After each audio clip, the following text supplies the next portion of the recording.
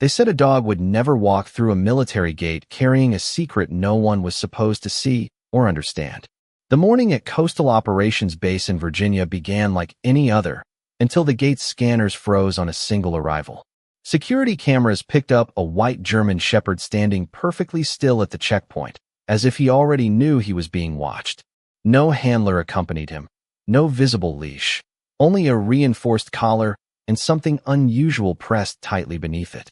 Weapons officers paused mid-routine, their attention shifting from paperwork to the silent animal approaching the security line. Inside the command corridor, Staff Sergeant Derek Malone looked up from his report, sensing something was wrong before anyone spoke. He had learned in years of service that silence often arrived before truth revealed itself in dangerous ways.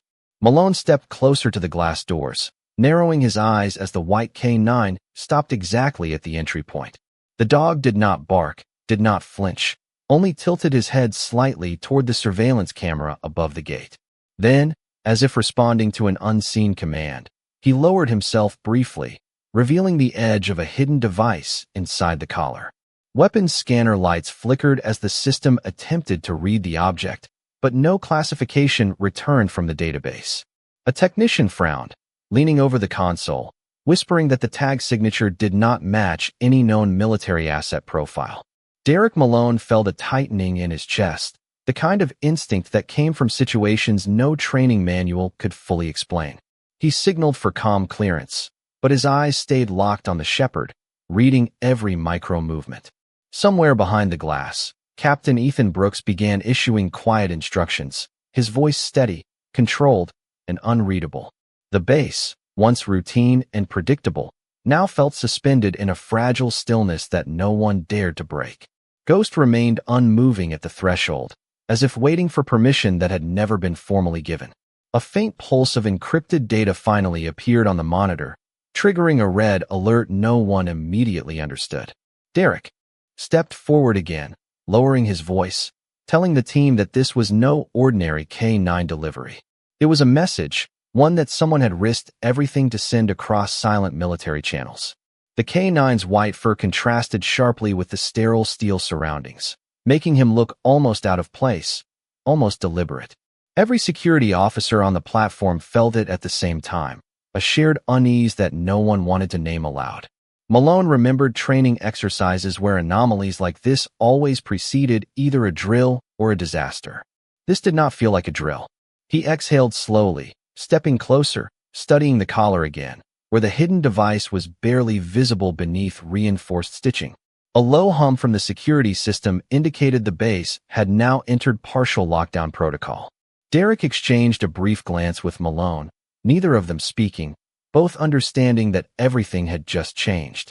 Outside, Ghost finally took a single step forward, crossing the invisible line that marked the beginning of the unknown.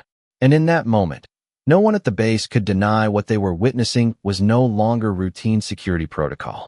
It was the beginning of something hidden, something waiting beneath classified silence for far too many months.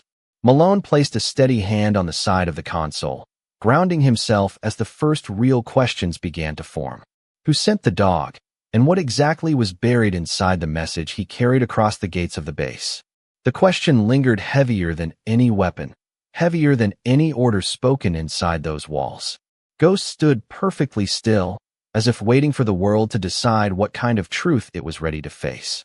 And somewhere deep inside the secured facility, a file began to unlock itself without anyone touching the system.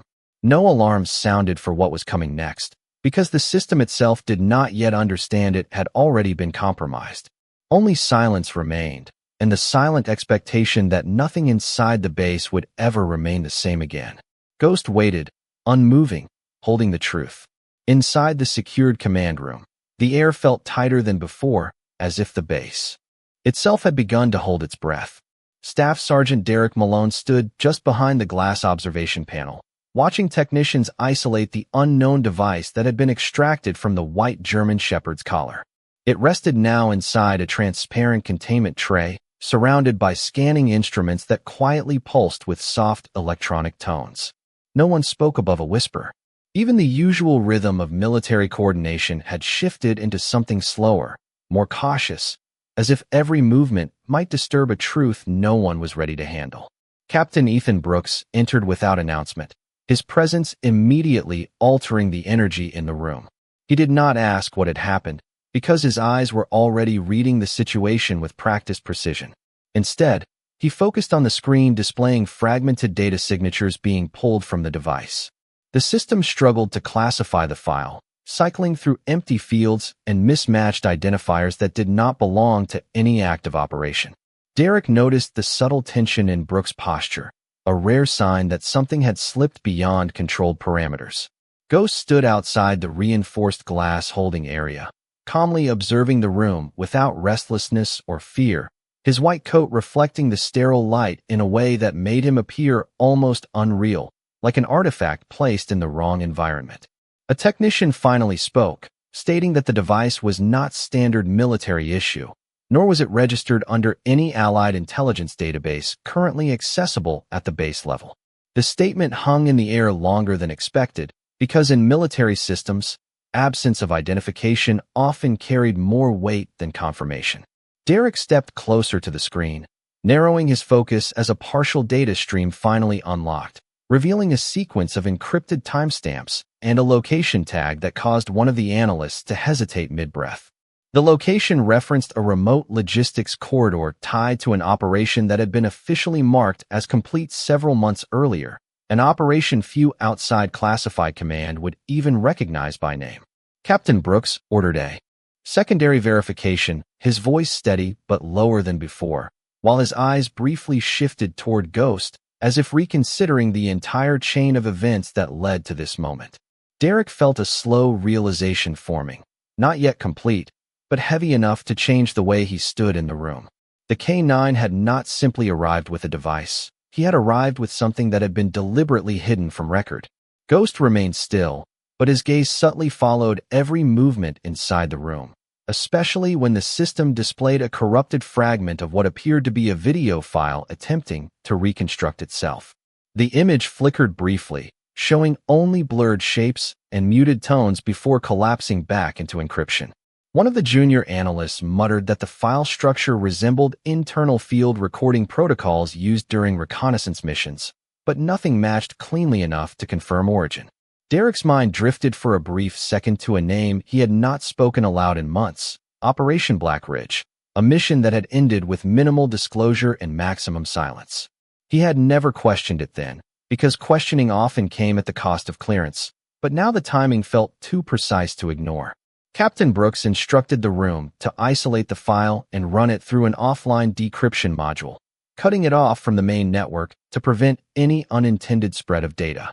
The command was followed immediately, yet the hesitation in the room did not fade. Outside, Ghost finally shifted his weight slightly, as if acknowledging that the process had begun. Derek stepped closer to the glass again, lowering his voice as he asked the question no one had formally addressed yet. Why a field K-9, unaccompanied and undocumented in transit, would carry evidence tied to a closed operation? Brooks did not answer immediately. Instead, he watched the decryption progress bar move slowly across the screen, each percentage increase feeling less like progress and more like exposure. The room lights hummed softly overhead, filling the silence with a sterile vibration that made every second feel extended. When the first clear frame finally stabilized on the monitor, the entire room instinctively paused, not because of what was shown, but because of the realization that someone had intended for it to be seen. Derek felt a subtle shift in his perception of the situation, as though the base itself had transitioned from controlled environment to unknown territory without crossing any physical boundary. Ghost remained outside the glass, still and attentive, as if waiting for the moment when truth would no longer need translation. The first stabilized frame on the decrypted screen did not arrive cleanly. It emerged in fragments, like a memory trying to resist being remembered. Inside the command room, the air seemed to compress further as the monitor resolved into a dimly lit interior space, marked by the unmistakable structure of a field operations facility. Staff Sergeant Derek Malone leaned slightly forward, his eyes locked on the screen as the system attempted to reconstruct the corrupted recording. Captain Ethan Brooks stood motionless behind him, arms crossed, expression controlled but no longer neutral. Ghost remained outside the reinforced glass enclosure, perfectly still, his white coat reflecting the shifting light from the monitors, as if he were both present and separate from everything unfolding inside. The recording stabilized further, revealing silhouettes of personnel moving through a corridor marked with temporary operational signage. The timestamp overlay confirmed it was from a mission window that had been officially sealed under classification review months earlier. Derek felt a tightening in his focus as he recognized elements of the layout. A remote forward logistics hub used during Operation Black Ridge, though the official records had listed it as decommissioned shortly after mission completion. The footage showed routine movement at first, technicians passing data crates, security personnel checking clearance points, but there was an unusual stillness in the way everyone avoided direct acknowledgement of a central secured room. The camera angle shifted slightly, revealing a table with multiple encrypted drives arranged in sequence, each tagged with identifiers that did not match. Standard military inventory protocols. A voice began speaking in the recording, calm and procedural, but partially distorted by interference, referencing authorization chains that were no longer active in current command systems. Derek glanced briefly toward Captain Brooks, noticing the subtle change in his expression, the kind that appears when familiarity collides with unexpected confirmation. Brooks stepped closer to the screen, adjusting his stance as if aligning himself with a memory rather than a video feed. Ghost, outside the glass, tilted his head slightly, an almost imperceptible movement that drew Derek's attention for a moment before returning to the unfolding footage. The recording advanced to a new segment, showing a secured transfer case being placed onto a transport table, followed by a brief exchange between personnel whose faces were partially obscured by low light and camera distortion. One of the figures in the video pointed toward the case and referenced a secondary extraction protocol that was never logged into the official system archive.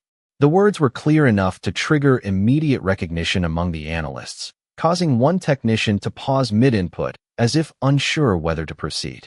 Derek felt the weight of a slow realization forming, not as a sudden revelation, but as a sequence of confirmations stacking one after another in controlled silence.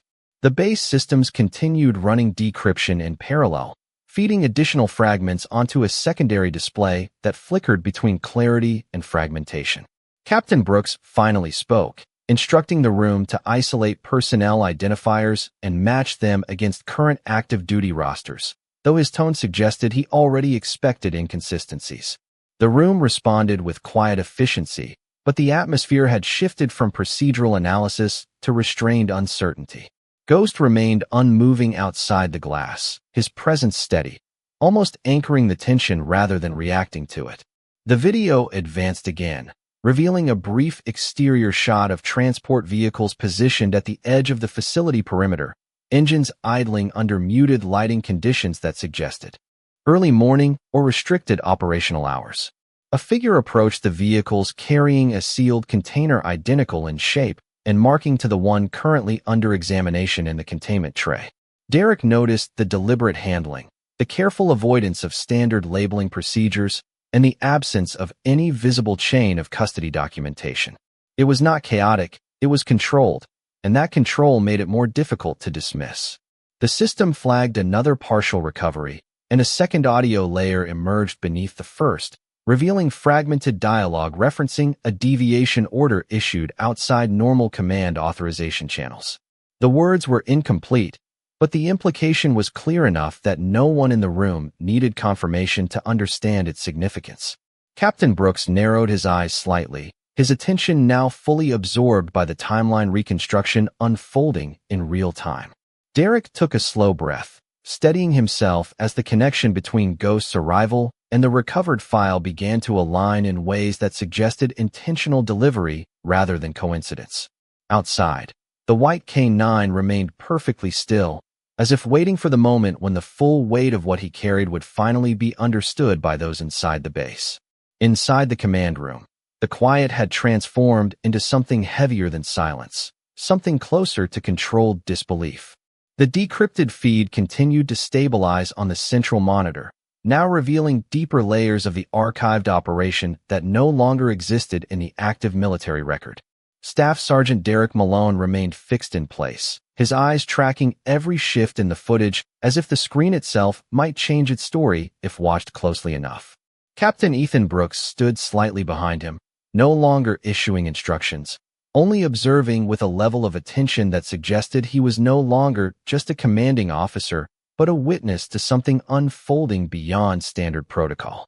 The white German shepherd remained outside the reinforced glass enclosure, unmoving, patient, as though time had no authority over his presence. The system completed another decryption cycle, and a second segment of the recording replaced the first.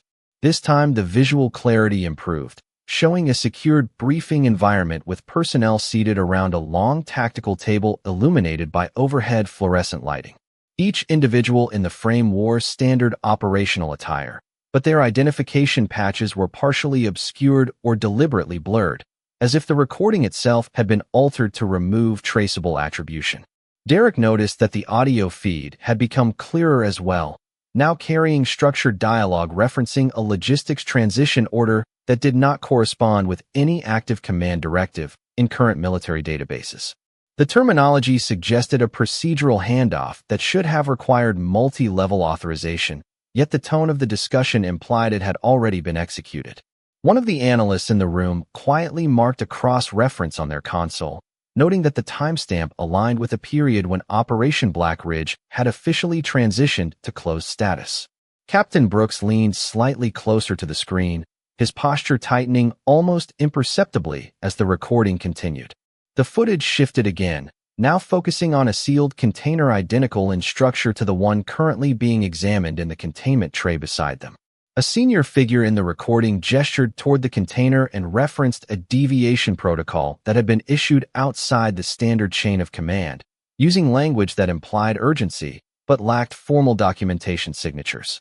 Derek felt a subtle shift in his understanding of the situation, as if each new fragment was not revealing a single truth, but assembling a pattern that had been intentionally distributed across time. The white German shepherd outside the glass remained still, yet his presence now felt less like observation and more like confirmation. The recording advanced further, revealing a transfer sequence where multiple sealed items were moved under low visibility conditions into transport vehicles stationed at a restricted perimeter zone. The camera angle caught a brief glimpse of a document being signed, though the name fields were partially obscured by motion and intentional framing limits. The analysts worked quickly to enhance the frame, but the system struggled to reconstruct the missing metadata. Derek noticed Captain Brooks briefly adjusting his stance again, his attention narrowing as if recognizing elements of the sequence that were not meant to be publicly reviewed. A faint layer of tension spread through the room, not from confusion, but from recognition that the recording was not simply historical documentation. It was evidence that had been preserved through unauthorized channels. The system flagged another recovered segment, this time isolating a voice transmission embedded within the file. The audio was fragmented but identifiable as a command-level communication referencing containment of operational exposure and reassignment of field assets. The phrasing suggested intentional redirection of accountability pathways, though no direct names were fully preserved in the transmission. Derek exhaled slowly, his focus shifting between the screen and the containment tray holding the physical device that had initiated this entire sequence. The connection between Ghost and the recovered file was no longer abstract. It was becoming structural, as if the K9 had not simply delivered data but preserved continuity between fragmented records that were never meant to align again. Outside the glass, Ghost subtly shifted his gaze toward the interior room, then back to the monitor, as though tracking comprehension rather than movement. Captain Brooks finally spoke in a low, controlled tone, instructing that the entire file be cross-analyzed against restricted archives under higher-tier clearance authorization. His voice carried the weight of procedural discipline, but beneath it was an acknowledgement that the situation had moved beyond routine containment.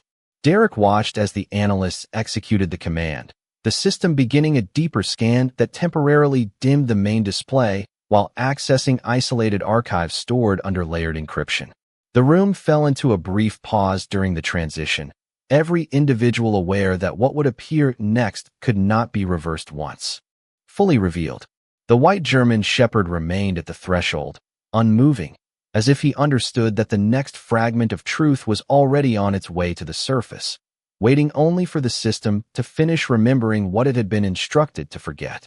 The command room shifted into a deeper layer of silence as the system transitioned into restricted archive access, the main display dimming slightly before reopening into a new sequence of classified records that carried a heavier sense of containment than anything seen before. Staff Sergeant Derek Malone remained locked in place, his attention fixed on the monitor as the system began reconstructing what appeared to be an internal audit stream tied to Operation Black Ridge.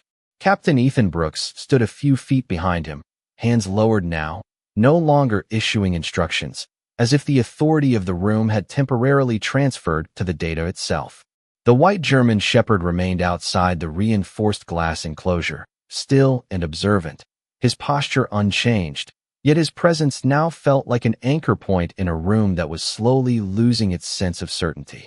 The archive feed resolved into a structured interface showing personnel logs, mission tags, and sealed communication records that had been previously flagged as permanently restricted. Derek noticed immediately that the metadata fields were inconsistent, with several entries showing redacted authorization chains that should not have existed in any accessible military tier. The analysts worked in coordinated silence, attempting to stabilize the feed while the system continued pulling from deeper storage layers that were rarely accessed even during high-level investigations.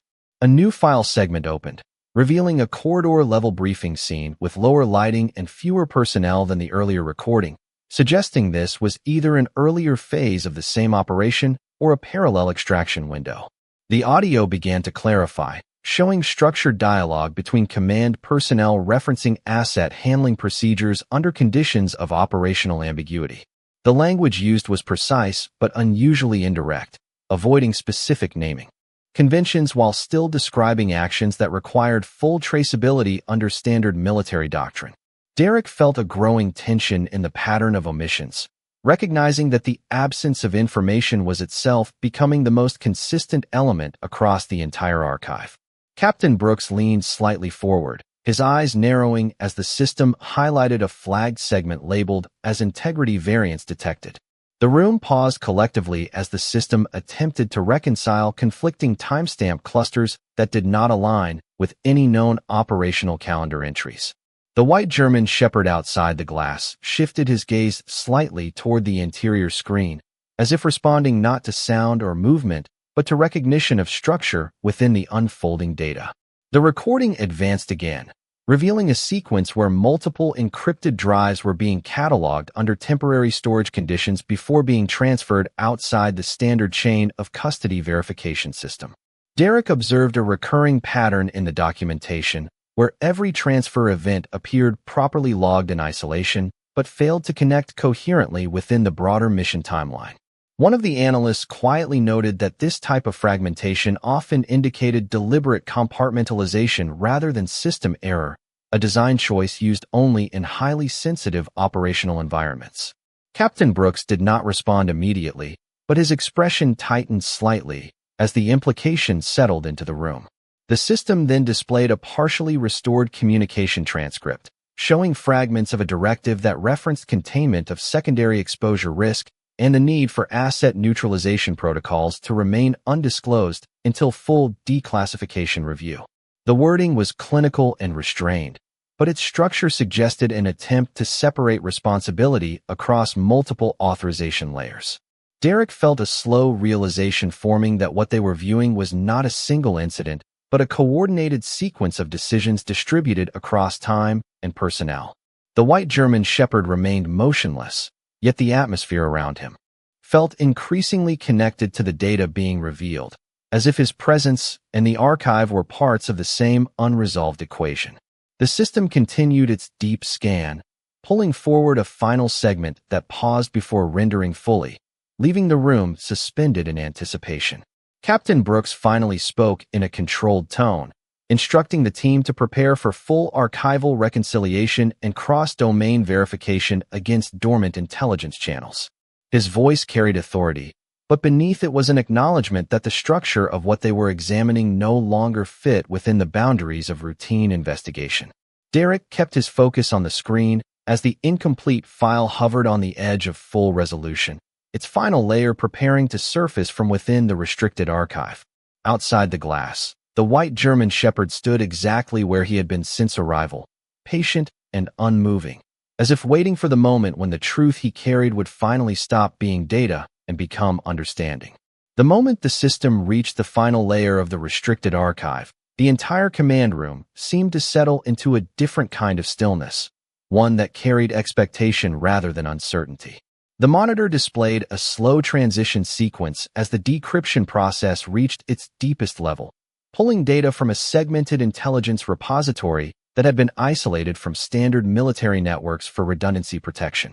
Staff Sergeant Derek Malone remained focused, his eyes tracking the subtle shift in the interface as the system began reconstructing a final composite file.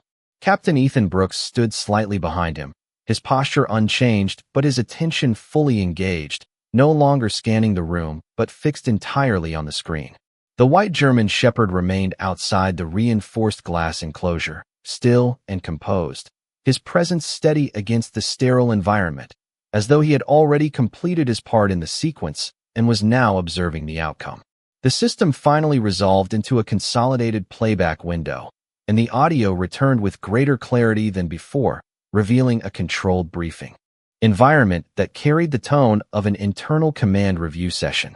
The visuals showed a secured facility room with fewer personnel than earlier segments, and the arrangement of equipment suggested this was not an operational field moment, but a retrospective analysis of completed events.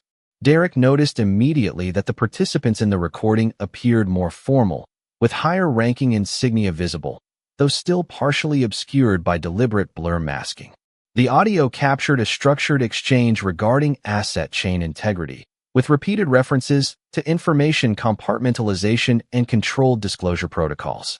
The language indicated that certain mission outcomes had been intentionally segmented across multiple reporting channels to prevent full reconstruction through standard audit procedures. Captain Brooks shifted slightly closer to the monitor as the system highlighted a key sequence marker labeled as continuity breach threshold. The analysts worked rapidly, stabilizing the feed as additional metadata layers began to surface, revealing timestamps that spanned beyond the officially recorded operational window. Derek felt a tightening awareness that the structure of the file was not simply incomplete, but intentionally distributed across multiple sealed environments. The white German shepherd outside the glass subtly adjusted his stance, his gaze remaining fixed toward the interior of the room, as if tracking the progression of understanding rather than the content itself. The recording advanced into a sequence showing logistical documentation processes tied to the handling of secured intelligence materials, with multiple verification steps recorded but never fully signed off within standard procedural systems. Derek observed that each step appeared valid in isolation but failed to connect through a unified authorization chain, creating a structured gap that could only exist through deliberate segmentation. One of the analysts quietly noted that this pattern aligned with high-level containment strategies used when operational outcomes required protection from full institutional visibility. Captain Brooks did not respond immediately, but the slight shift in his expression suggested recognition rather than discovery, as though he had encountered fragments of this structure before in a different context. The system then revealed a partial audio overlay, containing a voice transmission that referenced asset relocation under non-standard command discretion, followed by a termination of traceable routing protocols. The phrasing was neutral but carried implications that extended beyond routine administrative procedure. Derek maintained his focus as the feed continued to reconstruct, the screen now displaying a layered sequence of transport logs and sealed transfer acknowledgments that had been distributed across multiple time windows. The data suggested a coordinated effort to separate physical evidence from its originating operational record, ensuring that no single archive could fully represent the entire event. Captain Brooks finally spoke in a low, steady tone, instructing the analysts to run a parallel reconstruction using dormant cross-network archives that had not been active since the original operation closure. His command was precise, but the atmosphere in the room reflected an understanding that this process was no longer routine verification. The system responded by initiating a deeper scan protocol, temporarily dimming the main display as it accessed secondary storage clusters buried beneath standard retrieval layers.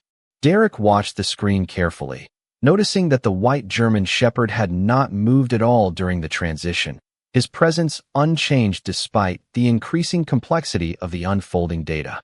There was a sense in the room that the truth was no longer being uncovered piece by piece, but rather reassembled from fragments that had been deliberately scattered across time and systems. The monitor began to brighten again as the next layer prepared to load, and for the first time since the process began, no one in the room spoke, because all of them understood that what was about to appear next would determine whether the archive was simply incomplete or intentionally concealed from the beginning. The command room entered a state of near-complete suspension as the system initiated the final cross-archive reconstruction layer, a process that required pulling dormant intelligence records from multiple isolated data environments that had not been accessed in years. The main display dimmed briefly before returning with a deeper, more structured interface, one that no longer resembled a standard playback system, but rather a layered intelligence map forming itself in real time. Staff Sergeant Derek Malone stood perfectly still, his attention locked on the evolving reconstruction as the system began aligning fragmented records into a single coherent operational timeline. Captain Ethan Brooks remained just behind him, no longer shifting his stance or issuing commands, as if recognizing that control of the situation had already transitioned entirely to the data itself. Outside the reinforced glass enclosure, the white German Shepherd remained in place, his posture unchanged, his presence steady and deliberate, as though he were observing not the room but the act of revelation itself. The screen finally resolved into a multi-layer timeline visualization, showing overlapping operational windows, each tagged with partial identifiers and incomplete authorization chains. Derek immediately noticed that several entries previously marked as declassified were now appearing as partially redacted, suggesting the system was uncovering data that had been deliberately suppressed rather than simply archived. The analysts worked quickly to stabilize the feed, but the system continued to pull deeper layers, revealing interconnected sequences between logistics transfers, field communication logs, and personnel movement records that had never been presented in a unified format before.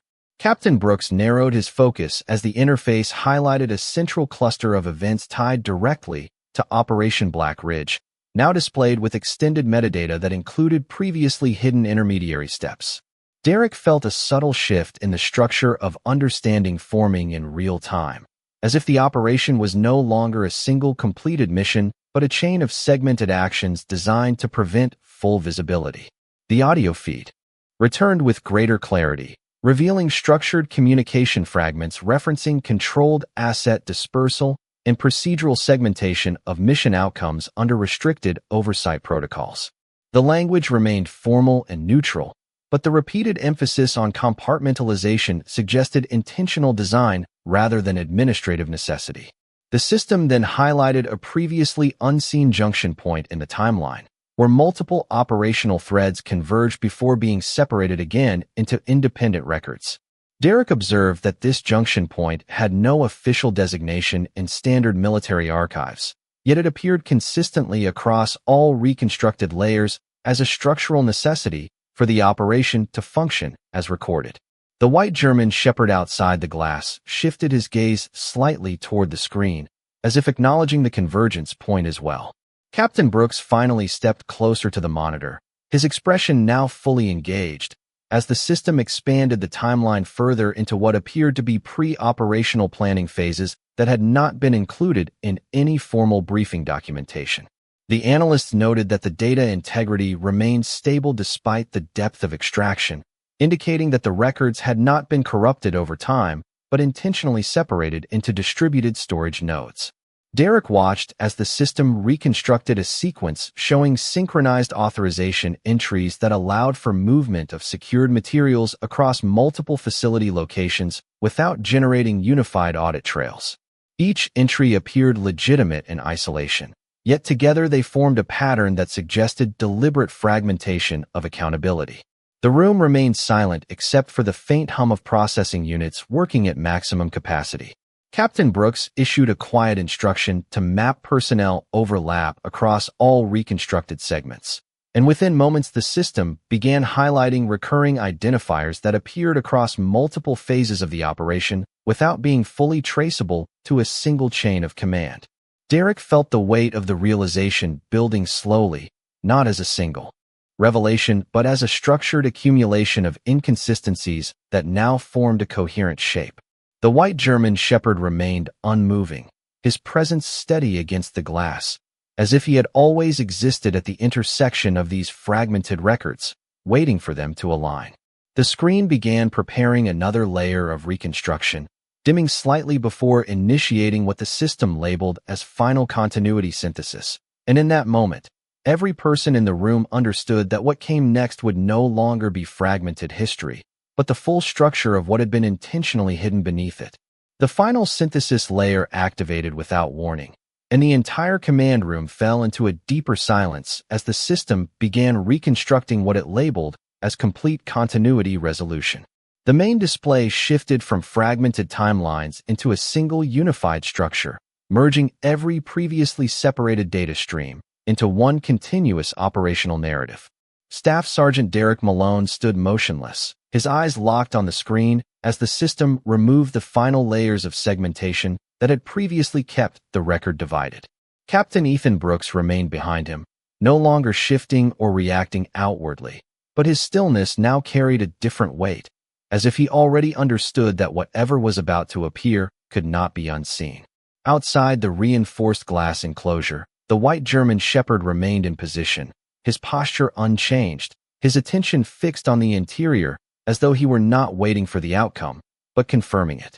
The screen brightened slightly before stabilizing into a continuous playback of Operation Black Ridge in its entirety, no longer fragmented, no longer redacted in the same selective manner that had defined all previous layers. Derek immediately noticed that the structure of the operation was not linear in the way standard military documentation would suggest, but instead composed of multiple parallel sequences that converged and diverged at critical points, each one dependent on controlled separation of information flow. The analysts in the room worked silently, their hands moving across consoles. As the system displayed synchronized overlays of personnel movement, logistical transfers, and encrypted communication threads, all now aligned into a single coherent framework. Captain Brooks stepped closer to the screen, his expression tightening slightly as the system highlighted a central coordination directive that had previously been absent from all accessible records. The directive referenced a containment strategy that required distribution of operational responsibility across multiple independent command channels, ensuring that no single authority could reconstruct the full scope of the mission in real time. Derek felt a slow realization forming that the operation had been designed not to conceal failure or success, but to prevent structural visibility altogether. The white German shepherd outside the glass remained still, his presence unchanged, yet the atmosphere in the room now felt as though it had been reorganized around his arrival. The system continued rendering the final sequence, showing a complete chain of custody movement for secured intelligence assets that had been transferred through multiple facilities under overlapping authorization layers. Each transfer appeared valid on its own, yet when viewed together, they formed a pattern of deliberate fragmentation that extended across the entire duration of the operation. Derek observed that personnel identifiers now appeared consistently across multiple phases, suggesting that individuals had been assigned rotating roles within the structure to maintain operational separation without breaking continuity of execution. The audio feed stabilized fully for the first time, revealing a final consolidated communication log that referenced the completion of mission parameters under conditions of restricted disclosure and controlled archival dispersal. The language remained formal, but the structure implied a conclusion that had been executed without full institutional visibility. Captain Brooks did not speak as the final segments played, his attention fixed on the point where all reconstructed layers intersected into a single origin node. Derek noticed that this node corresponded precisely with the Moment Ghost had entered the base, as if the system had been building toward this convergence from the very beginning. The analysts paused their inputs, recognizing that no further reconstruction was required, as the system had reached full continuity state. The white German shepherd shifted his gaze slightly toward the monitor, and in that subtle movement there was a sense of completion, as if the purpose of his arrival had been fulfilled not through action, but through presence. The screen displayed the final consolidated record, now fully assembled without fragmentation, revealing the complete operational structure that had previously existed only in isolated segments. Derek stood still, absorbing the weight of the realization that the truth had not been hidden in absence, but distributed across intentional separation until it could only be understood when fully rejoined. Captain Brooks exhaled slowly, his posture easing only slightly, as the system locked the archive into permanent read state, preventing further modification or reclassification. Outside the glass, Ghost remained steady, unmoving, as if confirming that what had been carried across distance, time, and silence had finally reached its intended destination.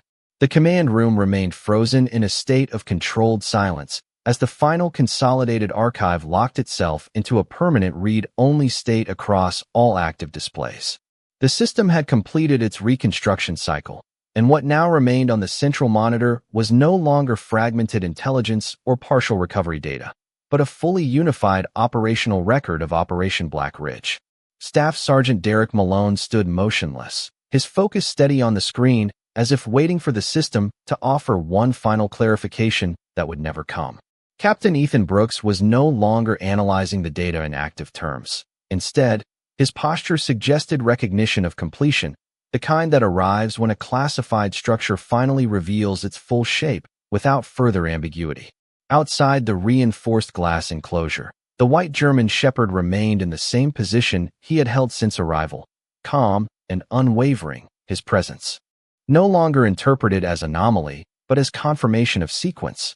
The room itself felt different now, as though the weight of distributed information had been gathered back into a single point of understanding.